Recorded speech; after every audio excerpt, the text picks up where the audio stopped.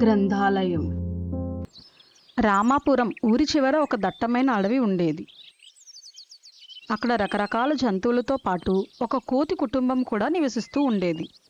ఆ కుటుంబ యజమాని పేరు పవనం, దాని సహచరి మర్కటి. పిల్లల్ని బాగా గారాబం చేసేది తల్లి మర్కటి. చెట్టు మీద నుంచి కాలు కింద పెట్టనివ్వకుండా అదే ఆహారం సేకరించి గోరుముద్దలు తినిపించేది. పిల్లలు కూడా తల్లిని వదిలిపెట్టి ఒక్క క్షణం ఉండేవి కాదు.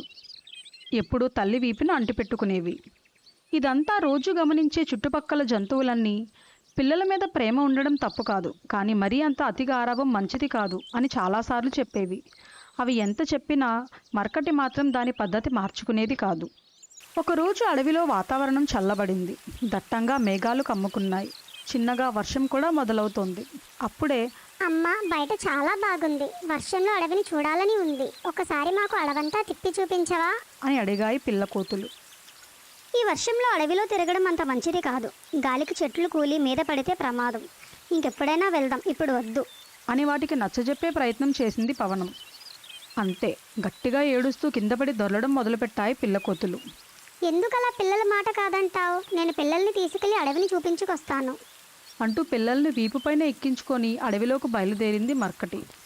ఇంతలోనే వర్షం ఎక్కువైంది. అయినా కూడా అలాగే అడవిలో తిరుగుతూ ఉన్నాయవి. కాస్త సమయం గడిచాక మర్కటి ఒక్కతే భయంతో కేకలు పెడుతూ పరిగెత్తుకుంటూ వచ్చింది.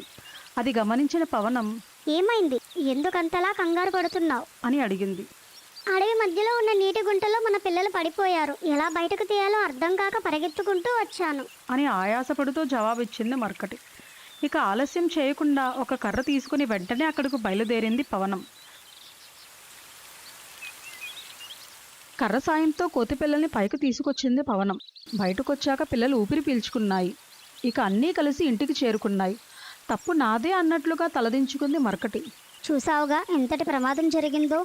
ఏ మాత్రం ఆలస్యం చేసినా మన పిల్లల ప్రాణాలు దక్కేవి కాదు. పిల్లలపై అతి ప్రేమ వారి మానసిక శారీరక ఎదుగుదలను ఆపుతుంది. వాటిని ఎప్పుడూ నీటిలోకి అడుగుపెట్టనివ్వలేదు నువ్వు, కాబట్టి ఈత నేర్చుకోలేకపోయాయి అవి. అందుకే ఎక్కువ నీటిని ఒకే చోట చూసేసరికి భయపడి అందులో పడిపోయాయి.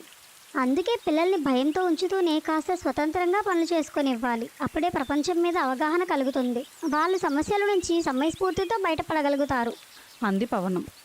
పిల్లల ప్రతి పనిలో సహాయం చేయడం ప్రేమ కాదని, కొన్నిసార్లు అది వారి ఎదుగుదలను అడ్డుకోవడం అవుతుందని మర్కటికి అర్థమైంది. ఇక అప్పటి నుంచి దాని పిల్లలకు సొంతంగా పనులు చేసుకోవడం నేర్పించడం మొదలుపెట్టింది మర్కటి.